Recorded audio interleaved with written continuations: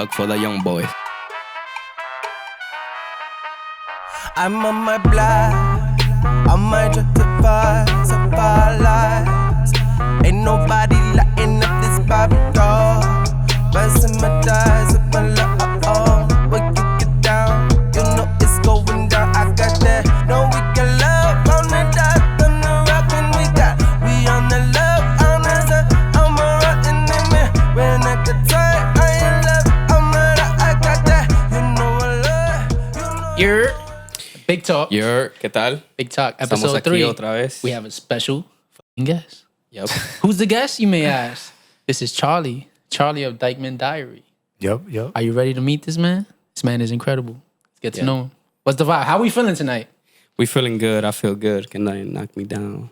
Out of the town. Feeling fly? Yeah. How you feeling, bro? I feel great. I'm happy to be here. You know, thank you guys for opening this up for me right here. You know, like I don't talk much. I like to be behind the camera. Yeah. So like a lot of people Nice. don't know who's like responsible of those videos that comes Yeah. out in DyckmanDiary. So now I guess they're getting a glimpse of this individual. Perfect. That's a fact. Yeah. That's a big fact. All right, so I feel like you're the fucking GOAT. The reason why I feel this way, plenty of reasons.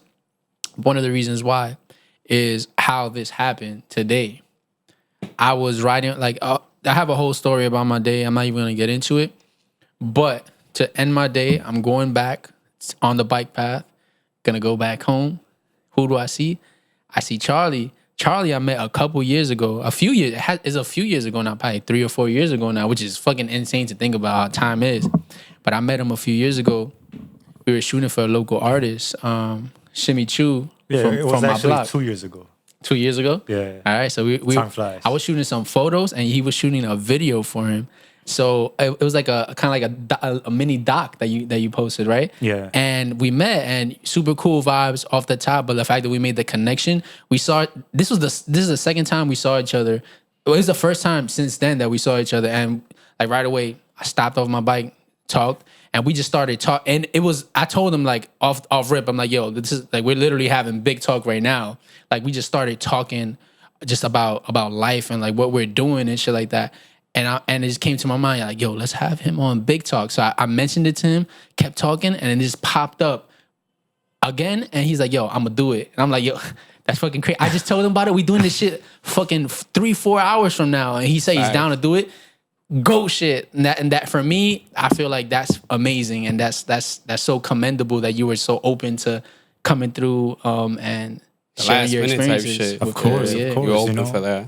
we gotta support the culture. That's a fact, man. That's a Support fact. each other. You know. I feel like that's what it is with a lot of these situations where like sometimes you just gotta say yes. Like if you ever listen to like anybody like a mentor or somebody that like you look up to, a lot of the times a lot of opportunities they got is because they just said yes. Like imagine he would have said no, he could have said no, and it's like it is what it is. We were still gonna try to shoot the podcast. But the fact that you say yes, that distinguishes, like, you're making those decisions that like sets you aside from like, random people and like. And the crazy shit is too, because I had told you about wanting to interview people too who are making an impact, who are doing something, who are following their purpose. And this man is documenting a whole community that is like right now that community is almost under attack. Fact. And he's documenting all the beauty in it. Like I was watching one of the videos today, and he was documenting. This was in the snow, and he was documenting this guy that was just like, yo, through the pandemic, like he had to find work. There was nothing for him, and he's, yo, I'm shoveling for the neighborhood. I'm making $20-$25 each spot that I'm shoveling, and that shit is amazing just to see people's hustle mentality, even if it's at that scale or whatever. I feel like you documenting that is like. That shit's motivating for people. You feel me? And like all the shit that you post is about that specific culture and how we go getters. We're out there and we're making shit happen, even if shit is like against all odds, basically. You know what I'm saying? So that shit is super commendable. And that page, ever since I seen DyckmanDiary, I'm like, yo, I send that page to people like who are not from here. Like I'll send the page like, yo, like this is where I'm from. Like like it's like a source of pride for me. Like, yo, this is where I'm from. Just to see people's reaction to the type of shit that goes on where we're from. You know what I'm saying? Yeah. So yeah, man. Again, that's like dope, man. It was so fire to be able to have somebody who fucking is really into it and doing their shit. Big talk. You feel me? Yeah. People who are really doing it, just living it. You know. And it all manifested. We fucking came together and here we are. How was growing up in Dyckman for you? Wow. Dyckman is my home. It's where my parents came, you know, and they just wanted to give me a better life. So growing up in Dyckman was always beautiful. I always had my friends, my family there, and I went to school in Dyckman. I worked in Dyckman. I got my first job in Dyckman at a shoe store. Fire. And you know, I have so many beautiful moments there that like I feel like I wanted to capture that for years to come, because we don't know how Dyckman is going to be in 10 years from now, in 20 years from now, or in 100 years from now. So like being able to capture what we have now, you know, and just go into the future and just look at that, I feel like that's beautiful. And like share with future generations. Yeah, kids, exactly. Like, you know, like I would have loved to see how the people from the 1940s and 1920s lived in Dyckman. Right? You know? But the media wasn't the same. Yeah. So now that, you know, like God gave me the gift to, you know, work the camera and edit, you know, I wanted to use that for something good, not just for like any regular video or for like, you know, TikTok, whatever. Fire, for sure, yeah. You know, I wanted to use my talent for something good. That's fire. Nice. That's good. Yo, so what got you into like video making in general? Like, was it like something that you came across early on, or was it something that you developed through time? It's interesting. I always wanted to become an actor. You know, I did pursue acting. I did theater, but then, you know, like I was like, nah, like I don't want to be going into auditions and have people control of my career. Like I'm more than that. I'm a boss, you know. I don't like people controlling me. So I've been fired from many jobs just because of that. Here we go. Hey, man. So, you know, I was working for the Port Authority as a toll collector. I was collecting the tolls at the George Washington Bridge. So, you know, there I felt like lost. I felt like I was like in a fog every day when I used to. Like this is it. Like this is all, you know. Like I didn't feel alive. I was just like a zombie, you know. So I decided to go back to school. I went to Bronx Community College for media arts. And that's when I learned, you know, video. And from there, I was like, you know, like, that's what's up. It's fine. I didn't know I could, like, shoot video, like, the way I did. Like, people used to tell me, wow, Charlie, good. And then the editing, the videos, all that. So, like, I was working for different type of clients, doing commercial work, doing music videos and stuff like that. And I was like, wow, I can use that talent, that skill, you know, to enhance my community, to put the people in my community in a better light, because the media, you know, they show us in an ugly light, you know, like, but we're more than that. You know, we are a generation of immigrants that were brought by, you know, people that came here for a better life, for a better opportunity. Yeah. So I wanted to celebrate that, you know, celebrate my parents who came here to give us a better life.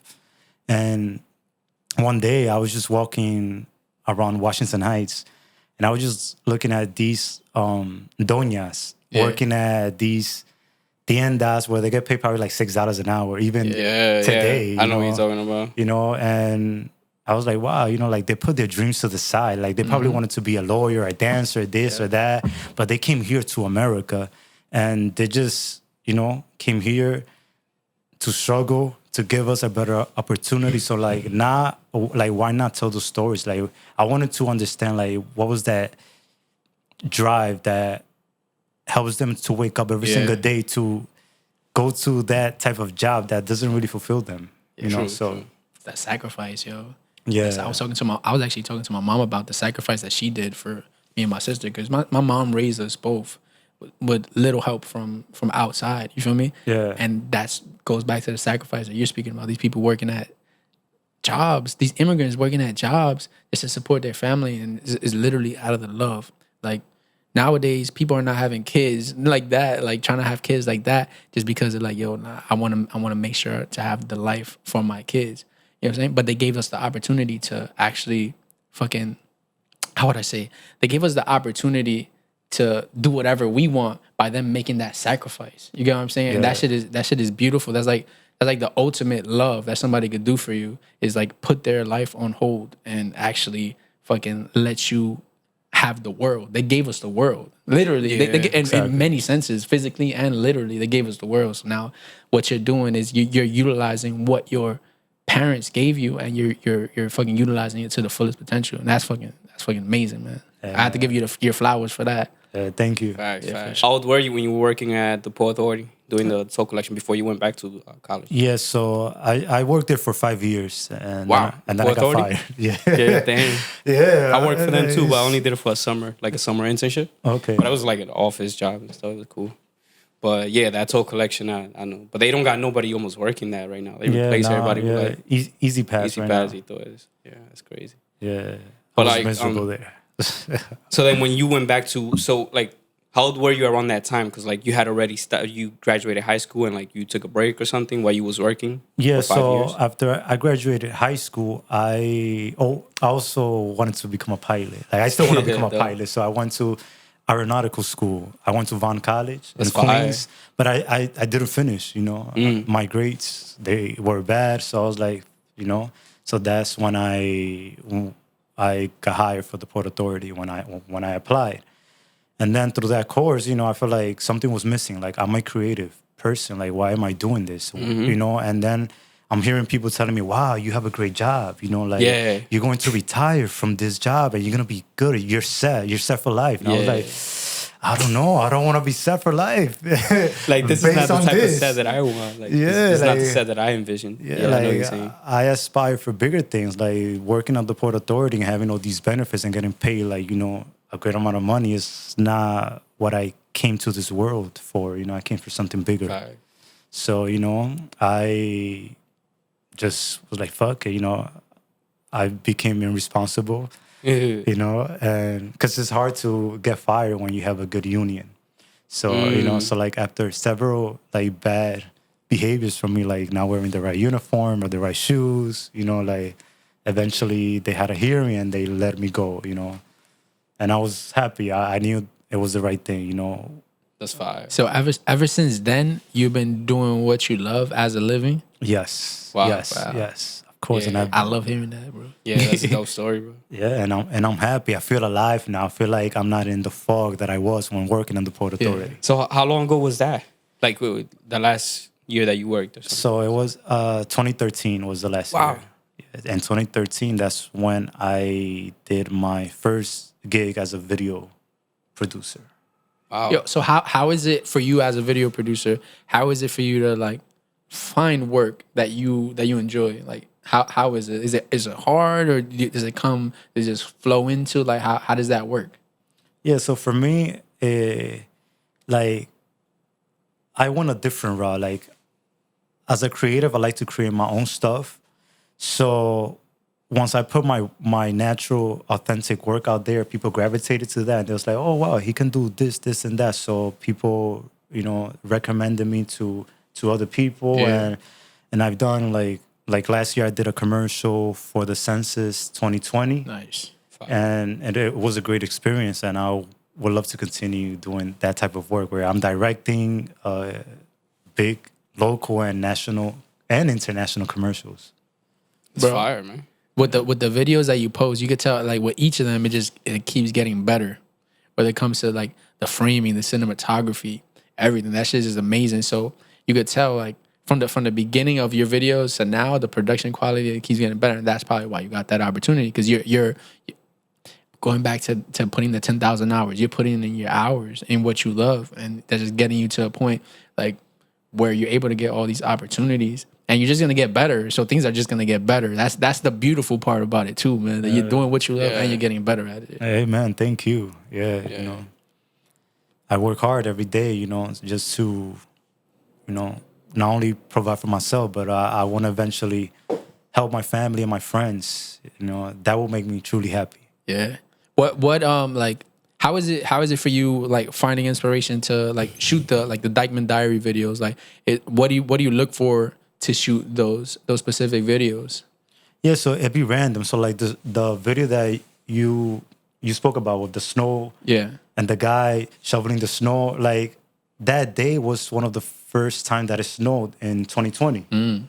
So I went out with my camera to capture the snow, of course, because that was something monumental for that year, and I knew it will be something that people would enjoy. But I also wanted to attach that with a impactful story. So I was just walking around and seeing like if there's anything that will be interesting. So I saw this guy. So I was like, hey, bro, what's up? You know, like, what are you doing? Can I interview you? And he's like, yeah. So I put the mic on him, and then he just started talking. He felt comfortable with me. And, you know, that's how it usually happens with my videos. Like, it's very organic. But sometimes I do plan it. Like with this last video that I posted about the inward rezoning, you know, I wanted to communicate to the neighborhood, to my audience, what is the inward rezoning, because a lot of them, they don't know, and the media, they don't really speak about it. So it's very like ambiguous, like it's not clear for the people what is going on in the neighborhood. Can you touch on that a little bit about what's going on with that? Because like you said, a lot of people probably don't know about what's going on with that. Like, can you touch on that? Like, what's actually going on with that? Yeah, so basically, in simple terms, the inward rezoning is that Dyckman is going to be getting a facelift.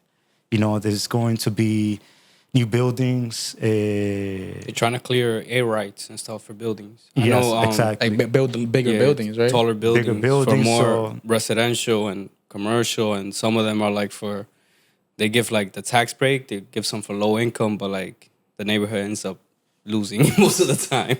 When stuff like that happens. It's a good thing, but it's also a bad thing, you know, because a lot of the people that been living there for years, for decades, you know, is sometimes, you know, they have no choice but to move because the rent becomes expensive, so much. Yeah. And the prices of the products, you know, nearby becomes more expensive, you know. Yeah. And more people move in, that means more traffic, more people taking the train, the bus. So, you know, Lord knows Dyckman doesn't need more traffic, bro. So it's crazy, you know, it's complicated. But like Angela Fernandez, she was the one who spoke in the video about the inward rezoning. Is she a politician? She's running for a position, yeah. Okay. Yeah, so, you know, but I'm very neutral when it comes to politics, you know, because everybody is good, you know, like Carmen is great, Angela is great, so, and I know them both. So I don't pick no side. I let the people decide. Yeah, for sure. You let them tell their story. Let them tell what they're gonna do for people. Exactly. That's about all. That's about all you should do. You know what I mean? Let people, like you said, let people make their decision and shit. Yeah, exactly. So, you know, that's that. But again, like going back to DyckmanDiary and to why, like, what really pushes me to continue it is just because, you know, like, since things are going to change regardless of anything, you know, I want to capture what we still have, you know, for years to come. Yeah, that's very true, man. Because growing up in Washington Heights, like, the Heights have changed so much from when I was a little kid. And it's like, it's crazy. Like, you came in, like, there's buildings where there never used to be buildings. There's a lot of new stores. A lot of stores closed down. It's a lot of weird stuff, man. Yeah, but it's like, wow. 181st right now, like, when I walk through there, it's just sad. Like, even the movie theater that I grew up, like, seeing there my whole life. I went there and I saw Space Jam. You know? Throwback. But, yeah, like, and now it's no longer there. So it's like, but why? So you know, like, that corner looks so empty. I was walking off from, like, 182nd or something like that. I was in a cab, I think. And it feels so empty, like just not seeing that building there, that supermarket that used to be there. Yeah, like why they want to like make things so commercialized, like a Target, this and that, like like, you know, like having authentic stores as well makes a community. Local business, the mom and pop stores, and it's also priced for the community. Everything is for the community. When you build like a Target in some place, that's more of a general, like, oh, this is what the price should be. But somebody who owns something in the community, they'll price it for the community. And you'll see it all reflects, and that's affordable for the people around, and they know what they could get into. But you put a Target, that's also going to be something that pushes people out, pushes businesses out as well, which it sucks, bro. Like the whole gentrification shit that's going on, it sucks. I just hope, I hope that there's some type of balance that's brought forth from it. Because, like, I mean, at the end of the day, everything has to change. No, like, nothing stays the same. But it has to be beneficial to the people who are there, and also beneficial to the people that are coming. But they have to understand that they're coming into a place that is not their place. There's a culture which you're documenting. There's a culture that lives there and who lives, breathes everything Dyckman. You feel me? So like they have to be respectful to that. Like I've seen people post shit on Yelp, like, yo, the music's too loud or whatever. Like talking shit about the community. That'd be the worst, right? Yeah, you've seen that before, right? No, right now there's something going on with the ice cream truck. They're trying to like cancel the noise because it's too loud. Nah. But that's part of what we grew up, listening to that. Ding, ding, ding, ding, ding, ding, like we know that's the ice cream truck. So to run the fuck out of your crib and chase that ice cream. Yo, my mom. Go ahead. I was gonna tell a story, but go ahead. No. Yeah. So basically, right now there's people putting complaints. So like I think that's gonna be one of my next video. I'm gonna interview the ice cream guy who's having this situation. Yeah. So they bother the ice cream truck, bro. He was trying to make some money. Yeah, another local entrepreneur. He's not doing nothing illegal. He's trying to make the kids happy. Make his change. Those people that do ice cream trucks for like half of the year, they don't make much money. They gotta find something else to do because like while it's cold outside, they're not working. They're not doing ice creams and stuff. So those trucks are usually sitting and stuff like that, not doing anything. So it's like the only months that they got of work, you're trying to like bother these people. It's like, come on. You know what they probably trying to do? They probably trying to get their own ice cream trucks in there, right? Like with the lower sounding, so you can do your yoga and shit. Get an app that alerts you when the ice cream truck is outside. Nah, man, they trying to make everything fucking app. Alert ice cream truck on your block. This ice cream truck 3 blocks from you. Do you want to place an order? That's cool to know, but there should be a limit, yo. Also, live your fucking life. Don't fucking put all your life in a phone. Have the experiences that him had earlier. Just like bumping into somebody, having a conversation. Like we could have had that conversation through fucking Instagram, but it wouldn't be the same. He probably would have been like, I don't know about that. But me talking to him and him feeling the energy and shit like that, that's what gets shit moving. You know what I mean? Like not everything should be about the phone, man. Yeah, like that's one thing. It's very true. Just fucking live your life. Have the ice cream truck, bro. Have the ice cream truck going by, bro. You let the kids hear that shit. Life. Yeah. That is like, yo, I was gonna tell this story. So my mom told me this story when I was a kid. Going down Post, there was an ice cream truck and I wanted ice cream bad. I had to be like 2 years old or 1 year old. And I started running in the streets, chasing the ice cream truck because I heard that sound. I knew what that sound was and I was looking for it. She said that they had to chase me down and then I think they ended up getting me ice cream or whatever. But like that's an experience with the ice cream truck that I had. Like as a little kid, just hearing that, so much joy. Like I want ice cream. Like that, like you can't take that experience away from a kid. And they're gonna be on their iPad seeing like, oh, the ice cream truck is coming in 5 minutes. I think it's gonna be a little nerd. He's gonna be a little nerdish. You're like, all right, mom, let's get ready. Nah, you run for that shit. You had to. I used to hate when you used to run for it and it was already leaving your block. Like, damn, man.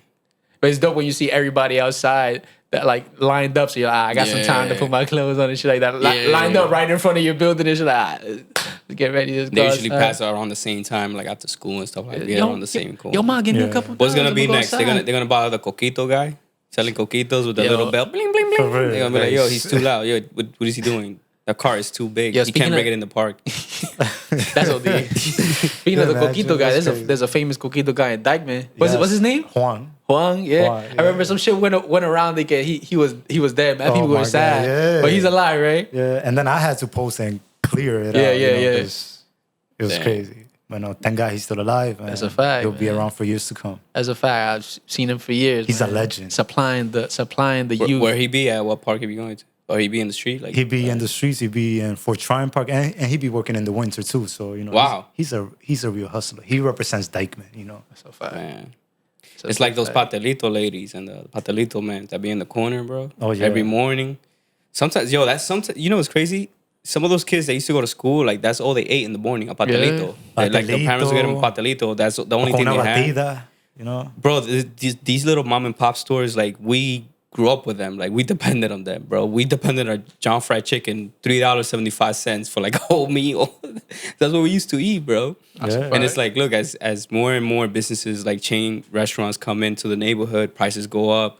those stores eventually they disappear, and it's like it's sad. Yo, luckily Dyckman though has been able to remain strong, bro. Because like there's businesses that even before I was born, they're still there. It sucks the ones that have been gone, but like, yo, it's awesome to see them still there, even with a fucking Dunkin' Donuts right next to it. Yo, I think I was passing by today or the other day I was passing by. It's a fucking they changed the Dunkin' Donuts from over there. It used to be there, like Dunkin' Donuts and a Baskin Robbins. They changed it to across the street over here. I'm like, what the fuck? They did? So I guess they got kicked out for rent or some shit, which I find amazing because that's a fucking chain. They got kicked out. They had to move over there. Is it a bigger or smaller spot? I think it might be a little bit smaller, but I'm like, yo, that's awesome because that on the same side there's a bakery. Beautiful. That bakery is still there. The bakery did not have to move. Bakery. People are not going over to that Dunkin' Donuts like, as much as they probably expected it. So I feel like that's a win. Like people are still supporting the local business because that's what we grew up on. I love Kenny's Bakery. They make the best ham and cheese sandwich. Yo, I love their patelitos. Yeah. Yo, they got That's what we good stopped at the other day. Yeah. Where I got the patelito and the coffee. Yeah. Coffee is really good. That coffee is good. I It was want quick some right too. now. The ladies were there. They were there waiting for me like, ¿Qué tú quieres? They did it that quick. Yo, I was out. It's super nice though, but they be busy as hell. You go there, you bet. Yo, that's another thing about where we're from. There's a whole dynamic about what it is. Cause you go to these places and it could be packed. You better speak your ass up, cause if not, you gonna stay there and you gonna stay there waiting forever. You better be like, yo, when you get in there, you be like, yo, I want this. Even if they get tight, yo, I want this. Or if you can find another way to do it. But like, if you're not used to that type of shit, then you gonna be waiting there forever. For real, you gotta speak up. That's a fact. That teaches you as a kid, like, yo, like, speak up for yourself, man. Do what you gotta do, cause motherfuckers they not looking at how run over you. Yeah, looking at yeah. People will skip your line. You order yet? Nah. Yo, let me. Somebody will come from the back of you like, yo, let me get a bacon and cheese, like from the deli and stuff. Like, nah, man, you can't. You gotta scream that. Yeah, you gotta scream like. You gotta make sure you like, yo, you order. You ask people. That's when you get to talk to people. Like, yo, you order. Or you waiting in line. Well, yo, and like you guys work together. Like, you ever notice if it's like somebody comes like mad salty or just trying to skip? Like, usually there's tension. Like, bro, like, come on. Like, we all know it's like an unspoken rule. Like, if you come in, you ask. Like, you ask. Like, you have your order. Like, try to be nice and shit. Claro. I love the altercations. Like, yo, I'm waiting still. That's the beautiful thing. Seeing their reactions, like, ooh. Yeah. It goes back to speaking up for yourself, though. You got to speak up. Like Dyckman is not a fucking easy neighborhood to grow up in. It's not. It's not at all. Back like what we were talking about, like the beefs and shit that has happened over the years that I think kind of covered and shit like that. I don't know much about them, but like I know that shit could get real. Like it's not the fucking safest neighborhood, but guess what? We got family around. We got like there's still mad love around, even though there's a lot of shit that's going on behind the scenes where like may not be the most savory shit, but as long as you fucking take the right path, and stick to what you're like what you're doing, what we're all doing. We're following our purpose here. Like people respect that. People respect that, and you don't necessarily get dragged into it, even though you come from a place where you could easily, fall into, traps that people fall into, which you can't even knock that shit. You can't even knock people get into shit, and it's like you either learn your lesson or some shit happens. You know what I mean? But claro. All right, so I got a question, bro. Wait, I got a question. What's like the craziest moment that you like in the Dyckman Diaries like saga? What's the craziest moment you got to capture that you either put out or you didn't put out because it was too crazy? Like, what was a moment that you feel like was just like, wow? Wow, the second year that I captured the 4th of July in Dyckman. Yeah? Yeah, it was crazy. Like, it was so crazy that I had to go to the precinct to get my mic. Because one of the guys that I was interviewing, got arrested right while I was, while he was on camera, so, and then the cops, they just took it. They took the mic with. They took the mic with him, and it was still on. So I was able to listen to everything that was going on when he was in the car, when he was, at the station. But then at one point, they took it out. But yeah, it was crazy. Like they didn't even want to give me the mic once. Like I got there, so I had to go with one of my friends who was assisting me for the shoot, and she was able to convince them because I was like, I was a little bit upset. Wow. Because they were getting in the way of my artistry and they had my my mic. Yeah. So but Needed that. But I did put it in the video. Like, I put all of that in the video. So that was a crazy ass video. That's dope. Yeah. So it was a really cool that's one of the experience. ones that I sent somebody like, yo, this is where I'm from. They're like, yo, what the fuck? That's insane. That's crazy. Like how a place gets down like this, but shit. Yeah, it was so where we from. raw, bro. Like it was not scripted at all. But yeah, That's fine. That's usually the best content when it's not scripted. That shit did really good You too. just flow with it. That shit did really good too. I feel like that shit circulated around everywhere. yeah, mad views, mad comments, mad energy, because all that energy is like, and it was also during COVID, right? No. It was. It wasn't pre-COVID. Pre-COVID. Okay. Yeah. I think I remember that. Did you do one last year as well? I did. For July 4th? I did. I went to every block. I tried going to every block to show like how each block celebrates 4th of July. Did you see a change in like from the previous year and like a COVID year? Did you see like there was a change at all? Was there a change at all where like it was less energy or it was like still the same vibe? There was a lot of fireworks last year, remember? Oh, it was crazy. A lot of fireworks everywhere. And I feel like this year's going to be even crazier. Somehow they just got, I don't know where everybody got fireworks from. Well, the blocks always used to get like every now and then, especially in the summer, they always had like a few blocks. But like last year was incredible. Like every block had fireworks, even like Lower East Side, downtown. The place I feel like I heard over here too. I heard everywhere, bro. Actually, today they were like, oh, they started it.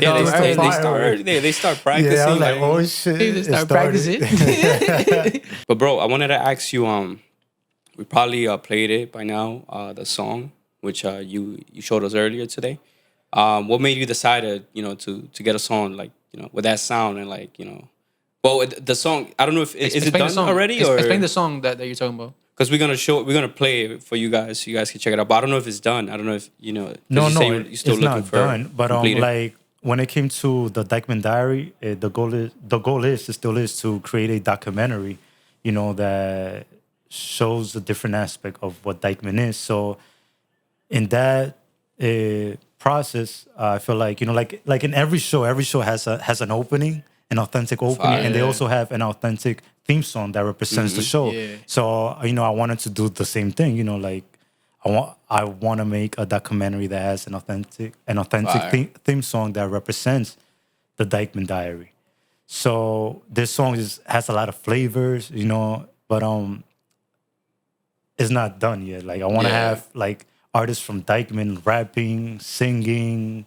All of that, so it could really show the authenticity of what Dyckman is. That's gonna be fire. That's just gonna be That just gonna be crazy. Yeah, and you gotta be in it because I'm on it, man. I'm thinking about it already. I'm putting bars together in my head. Nah, that's fire, man. That's good though.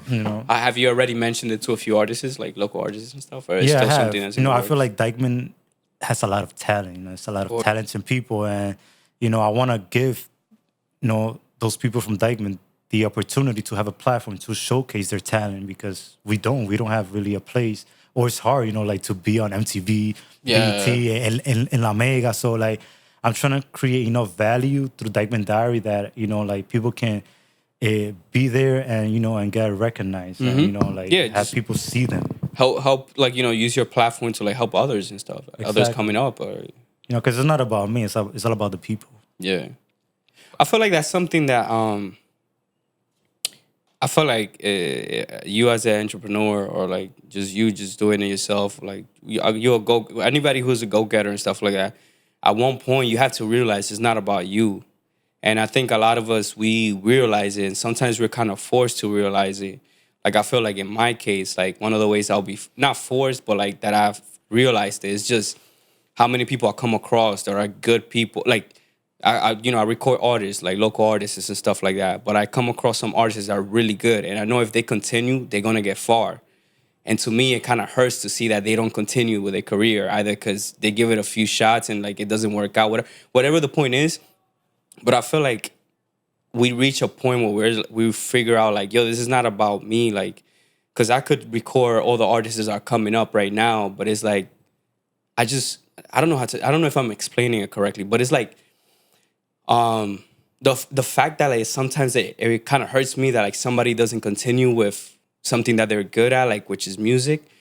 I mean, maybe it wasn't meant for them, but it's like that in itself shows. I feel like it shows me that it's never about me. It's actually about me using my tools, whatever, everything that I learned to help other people and like pass the baton to the next generation and stuff like that. And I feel like when you mentioned that, that's what came to my mind. Like, yeah, you figure out that it's not about just like you, but it's like you using your platform to help others are like coming up and stuff like that, especially in your community, which is, like you were saying earlier, a bit on the attack and stuff like it's changing. So Yeah, exactly. You know, I want everybody to win. yeah, exactly.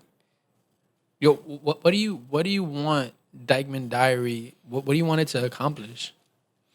Well, my main goal is to eventually have my own network. I would love to have my own network because what I see on TV is all a bunch of negativity. So, like, as you know, DyckmanDiary, I post a lot of positive things, news that matters, content that actually matters and inspire people. So I would like to have DyckmanDiary to be my gateway to create this network, you know, have a channel where I can just create amazing content that actually, you know, have news that matters to people instead of like giving them stress or making them depressed. News that inspire and gives information, you know, and create, you know, like different type of like movies, TV shows and TV shit. shows That'd that, be you know, Have you know, actors cool, and everything. cool like that. stuff, you know. Yeah, because there's some like especially now with like IGTV and all those things. There's so many like talents or like local talents. Like in the barbershop, there'll be a few comedians that like you see them and like they're on IG. Like you've seen their videos before and you see them in the street and it's like before nobody had, you know, we didn't have that before. So like it was difficult to spot, but it's like at the same time so many people are like branching out and just trying new things and like who knows, you might pop off as a comedian in IG or TikTok and that eventually takes you somewhere else. But yeah. But yeah, that's pretty dope. There's so much talent too, bro. Like today, one of the things that happened today that was super dope. When I was riding my bike, I ended up in Inwood Park. I was chilling there for a while. I was doing like some exercises for my voice. And then while I'm heading out, like the whole time while I was doing it, I was noticing some people behind me and they were shooting something. I'm like, I wonder what they shooting. Then I start hearing there's like some acting involved. I'm like, oh, okay, that's cool. So afterwards, I like open myself up. I'm like, let me walk towards them and ask them like what they're up to. They were shooting like they're shooting a mockumentary. Yo, shout out to Stanley, super dope. He was part of that. I was talking to him mostly about it. They're like, yo, they're shooting a mockumentary. It's a 3rd episode. They asked me if I wanted to be part of it, but I was shirtless and shit. I'm like, nah, bro. Like, I'm still, I know, right? But I'm like, I'm still working on it. But like, I would love to see this after it comes out and shit like that. Yeah. And it just goes to show, like, yo, there's so much talent uptown, and people are doing it. People are doing it, man, and is super dope to see. You know what's something else that like this conversation that we have and brings to my mind is I was watching I think it was a TikTok. You know how they're saying that like a lot of people are not trying to go back to work because they're making more money at home, unemployed. Yeah. So a lot of places are actually struggling to get people to come into work. Like there was a sign like Popeyes or something was struggling. Like, oh, people don't want to come into work. They want to stay home, whatever. And then that video, one of the person that was describing the video, the person is like, it's not that people are lazy, but it's that 2020 like forced so many people to figure things out on their own type shit. Nice. Like what are you gonna do? You're gonna struggle. You might be homeless. You're gonna have to figure something out. So many people figure stuff out that they could sell products on Etsy. They could sell stuff on eBay. They could flip stuff on Craigslist. Like so many avenues of like just hustling. People figure it out, and it's like they're like, it's not that they're lazy. It's just that they're like, I'm not going back to working for somebody else for some bullshit paycheck or whatever. Facts. I'm like, I figured it out. Like 2020 forced me to figure it out. So it's like, why am I going to continue like, you know, to work for somebody else when I could just continue to grow my business or just find more side hustles and stuff? Yeah, it's interesting that you mentioned that because right now I'm seeing like a bunch of barbers having their own like little setup portable truck. ones. Yeah. So it's like, yo, right now. Talking about Jimmy? Talking about Jimmy? Too, that's my barber. Yeah, oh yeah. That's my barber. I think he started that trend in Dayton. Yo, he's killing it. That's like, I told you about it, right? Yeah. Yeah, he took it upon himself. He's like, fuck it, you know, I'm gonna do my own thing. You know, so now he's his own boss, you know, so like, fire, you know, bro. like that's what's You know what's up. another thing that's seeing uptown, the mobile washing units where they wash cars off a van. They use like a big van. They be like underneath the train station on Broadway. Yeah, There'd be a few of them there. like they just have a big tank, like a water tank and soap inside a van, and cars just pull up and they wash them, like hand wash. And it's much better for the car owners because it's like a hand wash is they get it for cheaper and it's like pretty detailed compared to like if you just take it to a car wash and run it through. Yeah, that's what I love about Dyckman, that people figure it out. They figure it out, bro. Like if you don't have money, it's because you don't want to. But there's always a way to make money in Dyckman. That's a fact. That's a big fact. Going back to Jimmy, that's my dog. Yo, he's the first person that ever cut my hair, like ever. Like I had long hair as a kid. He cut my hair from long to short. Going back to him, I remember going 5 months without a shape up during the pandemic, bro. I was down bad. He posted some shit on Instagram. He's doing this shit on the sidewalk. He's cutting people's hair on the sidewalk. I'm like, oh, that's my dog. I'm going. I hit him up like, yo, I'm dead. I'm going. That was in front of the barbershop or like somewhere else? That was not from where he used to work. It was actually like in front of where he has his truck at now. He's talking about like, yo, he figured it out. He's like, yo, I got my own spot. I don't gotta pay for my own chair. I got my own spot. I'm the only barber here. People gonna pass by. I'm gonna get business like that too. But then my regulars are coming here, and it's been fucking great so far, man. Every time I go, I just hit him up, like, yo, I'm on my way, type shit, making sure that he's there. And man, he's really like that's the definition of an entrepreneur, somebody that made shit he's a hustler. happen. He makes it happen In a time where they don't really necessarily want to see you make shit happen during COVID. Yeah, like he was hustling and doing that shit on the sidewalk. Like, come on, I'm like, yo, I'm getting my shape up. I have my pollinas right here. My shit was down here, bro. That shit was down on my nose. If you have a picture, you gotta show it. You gotta see this. I posted it right here. Y'all not gonna want to see this picture though. I know you had a picture of when you were like mad little. I think it was your barber giving you a cut, right? You were like, that was Jimmy. That's Jimmy. I'll post that picture too. That's a dope photo. Yeah, I like that one. Post that one. Shout out Jimmy, man. That's my dog. Yeah. Dyckman, man. Shout out Dyckman. Check my Dyckman diaries, baby. I'm turned up off that beer, my fault. I'm gonna let y'all talk. We're drinking some beer. How you been feeling the last few days and stuff, like, or just in general, like that's something that we be asking each other, like on the podcast, like, you know, how you been feeling, like what you been up to, like what you been doing, like on that kind of like self help. Would it be self help or like self healing or just you know what you feel on your regular, like I spend a lot of time like alone. I don't like I'm kind of like weird because like I'm supposed to be on social media and stuff like that, but I don't like being on it too much. I'd rather like be home, like working on music or figuring stuff out, like, you know what I'm saying? So it's like when you're like that, like you think of a lot of things, or you might go like through a lot of content. Like we go, like we read a lot and stuff like that. We share a lot of content that's like about positivity and stuff like that. Is that something that you like do on your spare time and stuff like that? Yeah, like when I wake up, I like to put more motivational videos on YouTube. You know, positive affirmations. I am worthy. I you know, like I am great. I am a champion. You know, because you gotta give yourself those vitamins. You know, because you know sometimes you know seeing the news or hearing or being surrounded by certain individuals. You know, you get consumed by all that negativity, and that's not healthy. Some people feel like it's normal because they're used to it their whole life, but it's not. You know, like we have a choice. Yeah. That's very true, man. Yeah. I'm a very positive individual, and that's the message and the vibe that I always want to like spread to the people and through my videos. Fire, bro. And I think it definitely shows, like, you know, like he was saying, like, you know, the fact that you're giving, using your platform to help other people, like within the community, and like the videos resonate with people. You share the content and stuff, like people are sharing the content, like the channel's growing. You know, what better way than that way, you know, the way you're doing it. Just keep doing it like that, man.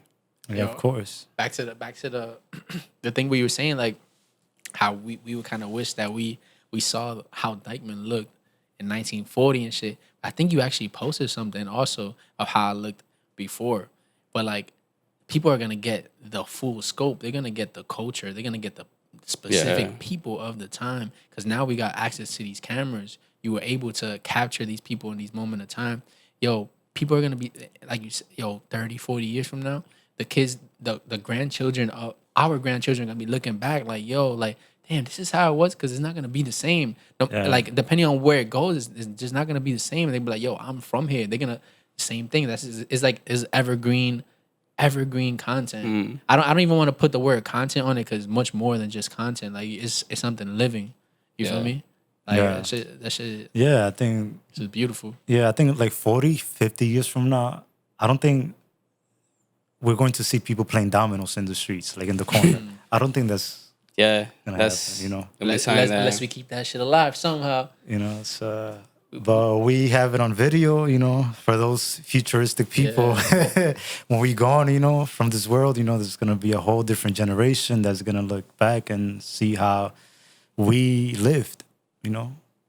Yo, I feel like some of that, some of that can never really be taken away. Like I was riding down the West Side Highway today, and there's like a bunch of like volleyball courts and basketball courts. And when I was going down, oh man, that shit was so packed.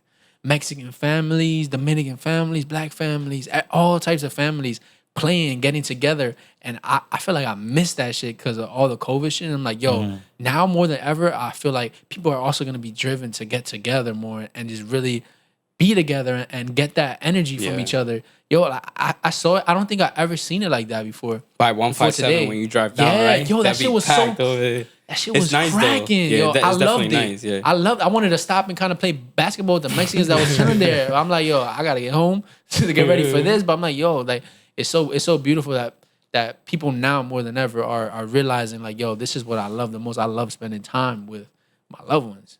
Yeah. Going through this experience. It's good to see that it's still something like that hasn't phased away, where like families pull up to the park on a hot day and just chill and like just vibe, barbecue or whatever it is and stuff like that. They want to do it even more. Celebrate now. like birthdays and stuff. Yeah, and they as they should, as they definitely should. Like after the year that we had. Yeah. And that COVID shit backfired, man. Everybody together. We all Now everybody's with the love and stuff, sharing love. This summer is promising. It's gonna be crazy. In Wow.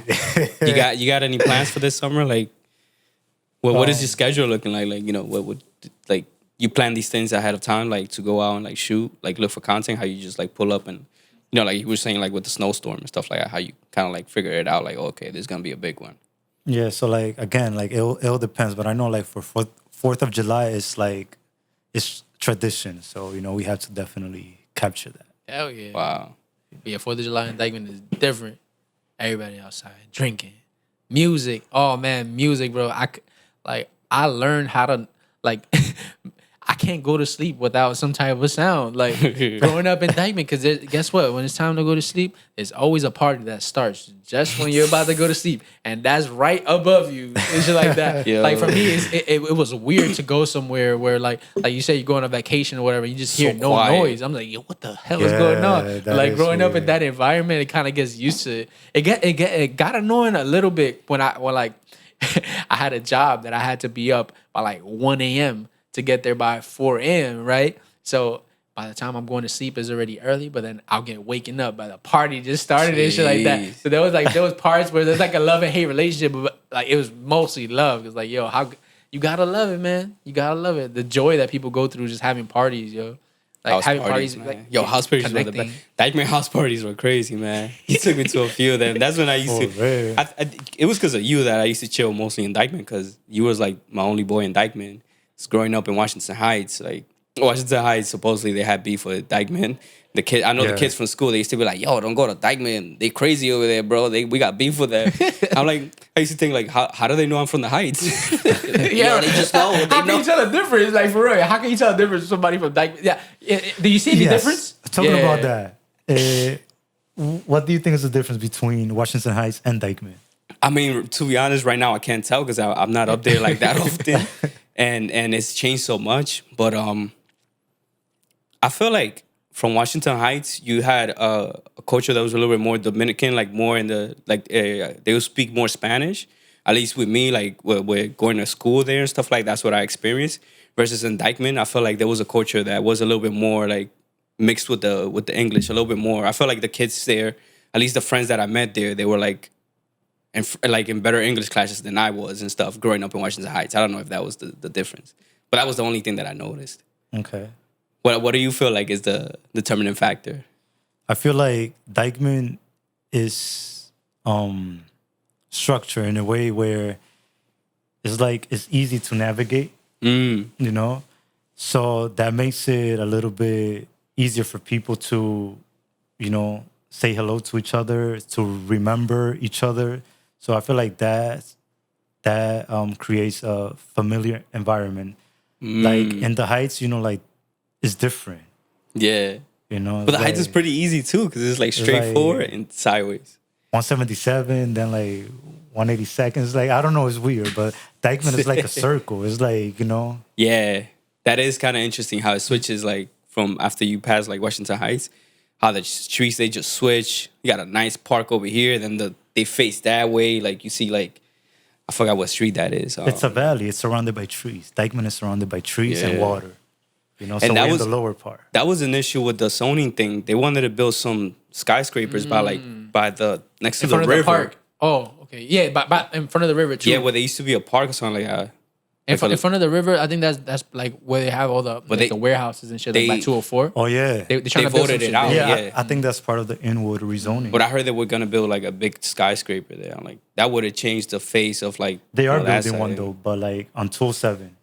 Like by right in front of the bridge. Yeah, like by the bridge. Yo, yeah. you know what's crazy? That shit used to be a pool back in the day. Yeah, Was it you that posted that shit? I haven't posted it. It used to be Yo, that shit is yeah. and I seen them like, yo, that's amazing. I can see it now and I can see it then. It's dope. New York is doing that this summer again too. The what? They bringing a floating pool, which is on a barge, like on the Hudson. That's how it was. It was a floating pool. It was like on the river, like on a barge, which is a big boat, and then they had the pool inside. I believe that's how the Dyckman one was, and that's how we're gonna have one in the this summer too. Dyckman one. It was by Pathmark, right? Yeah, so it was actually like that one was stationing. Yeah. I feel like there was a floating pool. I don't know if it was in Dyckman. I never heard of a floating pool. That sounds fire. They had it on a barge. I'm going. And the city's gonna supposedly gonna do that for this year too. They're gonna bring it. But it's gonna be on the other side, like about the Manhattan Bridge and stuff like that. Okay. It'll be interesting too. Did you ever get to experience the carnival in Dyckman? Carnival? Yeah, we had like a carnival in Dyckman? Yeah, we had on 207 though. Yeah. I went there. Yeah. That was dope. I went once. That was dope. I think somebody performed there, but I think like Alan Sensation. Alex Sensation. I think he was like DJing there. There was this had to be like 90s, like the late 90s and shit like that. I've been there, but they don't have that shit no more. They don't have that anymore. That's crazy, man. Yeah, growing up, I used to see a few of those like in the Bronx. I used to visit my aunt. They always used to have like every year they used to pull up to like close the street and like bring a bunch of rides and stuff. Yo, I gotta answer that question that y'all asking earlier about the differences between the Heights and Dyckman. For me, from what I noticed, it was just like maybe it was just my experience myself, but I feel like also Washington Heights, it was like the people were a little bit more calm in the sense that like they're a little bit more chill. Cause I remember going to the Heights and just like I remember played ball that one time and I was just going at him. I was just mad at him. I was just going at him. I was I was more of a hothead and he was just like he started it, but he kind of was kind of like backing off. He started messing with you. There was more chill vibes coming from him. I was to the point where like I was just ready to like explode. So I feel like maybe. Dyckman people are maybe there's a little bit more hotheads in Dyckman. Maybe, yeah. But I'm just talking from my experience. That was interesting though. That's a good point. Like you guys were saying, like the communities and stuff, like the neighborhoods have changed so much, and it's like damn, like it's crazy that like younger generations they're not gonna be able to experience it the way that we experienced it.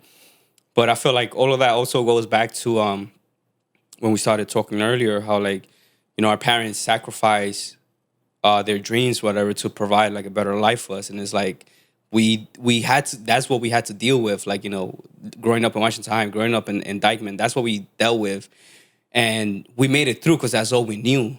But we dealt with it, and it's like for a reason that like our kids don't have to deal with it anymore, or they might not have to deal with it in the future. You get what I'm saying? Or even if they do, it's gonna be different. So it's like, I don't know, man. It just happens, like each generations, they have kind of like their thing that they have to deal with. Like where our parents was, like them immigrating over here. Because even though, like, how you were mentioning, like, yeah, they came here, like you said, they came to struggle, and they very much there, like, looking at the jobs that like some of our parents had, like our uncles and aunts and stuff, like you like, damn, like you did this for how many years? And it's like, but if you look at it from their perspective, like this was something that it was completely different from what they were experiencing over there. Like a lot of my family, they came from El Campo. They were dealing with like sheep and like farming and stuff like that. That's what they used to live off.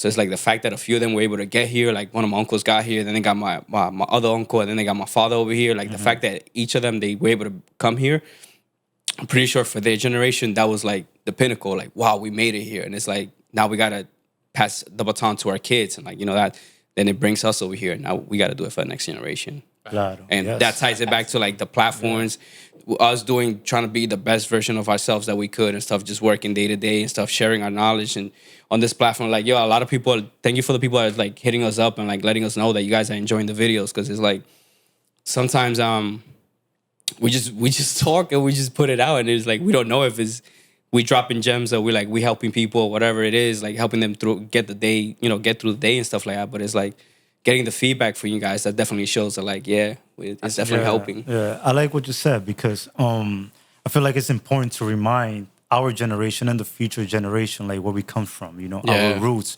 Because sometimes we just get lost and we forget, like, and we just become these zombies. Facts. And we get consumed in the culture and the drugs and the lean and all that, and we forget that our parents came here, to give us a better future. Like, what are we doing? Like, let's wake up and let's continue that. Like, let's utilize. Let's strive for the best. Yep. Bro, it's crazy because you look back too, like how he was saying, like, single mom raising 2 kids, bro. Like, these are things that, like, if you think about it now, it's like, what? How do you do that? Like, how you did that?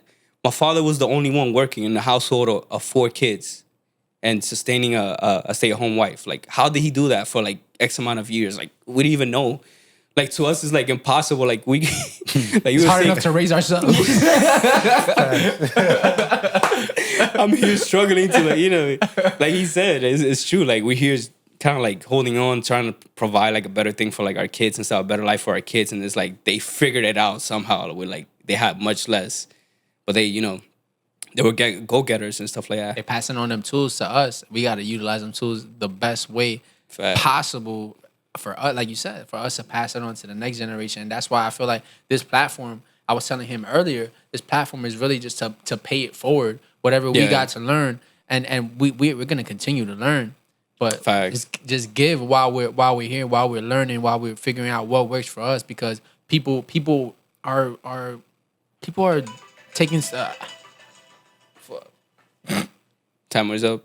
Hold on. People are like taking steps to their purpose, but they got to continue doing it. And if we could be some of that fuel to do that, let's fucking do it. I want to mention this. I feel like this has been a great podcast so far, learning about your inner workings and just us in general vibing. But I feel like this is gonna be the first of many. How can I say? The first of many of us building, like many opportunities that we're gonna build. I feel like you're gonna be on big talk again, for just like us building and just like giving these gems to people. But I wanted to ask you this. I'm asking everybody this. I'm answering the question too. But if there was one piece of advice you could give this viewer that's watching this right now, one piece of advice to give them for life in general, what would you tell them? Wow, so many. But what I tell myself every day is that you're here for a reason. Like, whatever you want to do in life, just do it. Don't be afraid. Like, don't let nothing stop you, because you're capable of doing anything you want to do. So big fact. Just that. That's beautiful, man. Big facts. What you got, Lewis? Let me see. I don't want to say the same thing I gave from the first and the second episode. Whatever pops up. Just being yourself, being real. Like, thank you for putting me on the J. Cole album. You reminded me to check it out. Yeah, it's crazy, bro. Yeah. You listen to the J. Cole album, the new one? I don't really listen to anything. That's cool. I'm kind of like that too. Like, it's weird. Like, I don't listen to much music. I listen to the same music that I press liked on. Like, I listen over to, unless somebody tells me, yo, check this song out. If I check it out, I like it. Yeah, like, I'm easy to please, like, with music, but people just got to tell me, like, Like, your song Fly, it's dope. Yes. Yeah, you see? Let's go. You got to go like it, and then you're going to start streaming it. But, yo, the J. Cole album, but yeah, it's just going back to that, just being real, bro. Like, there's so many reasons why you could be fake. Like, you could not be yourself, not be genuine with people. And it all boils down to just having those fears within yourself and like that negativity within yourself. And it's like, sometimes you just got to face that. Like, as long as you face those things and like you said, like, yo, like, I'm here for a reason. Like, why am I going to checking out from like doing what I gotta do. Like I know I gotta do these things. Like it's just that, bro. As long as you're real with yourself and stuff like that, you'll figure it out. You continue to make progress. Amen. The real is winning right now. Yeah. The real is winning. My piece of advice is, I don't know if this was my same one as last time. I'm gonna just say it. Just be open. Be open to everything. That may sound like super vague, but what I mean by be open is be open to experiences that are gonna come to you. Be open to conversations that you may not have been open to before. Be open to receiving what you're put here for. Facts. Just be open, because if you're closed off, all it's gonna do is just bounce off you, and it's like you're gonna be like, oh, what the fuck is going on? Why is nothing coming to me? Yeah. But if you're open, that means that you're giving. At the same time, you're open to receiving as well. Yeah. You may not know what you're receiving or whatever it may be, but everything that needs to come is gonna come. So as long as you remain open, just be open. And I'm gonna use this as an example again. The fact that he's here right now, he was open, I was open at the same exact time. I stopped, we spoke, and it was not a surface level conversation. It wasn't like, yo, how you doing? Okay, man, have a good one, peace. It was like, yo, we just started talking about life. We started talking about what we were up to, things that we had in our mind, and we never really spoke like that to begin with, and we just had that conversation. Yep. Why? Because we were open, and we're here now, and we fucking had a big talk conversation. Amazing experience. Thank you so Fucking much. talk, baby. Let's go. Part 3. Yeah, my dog. Thank you, bro. Gracias. Bro, Big good move. stuff. Bro, we definitely got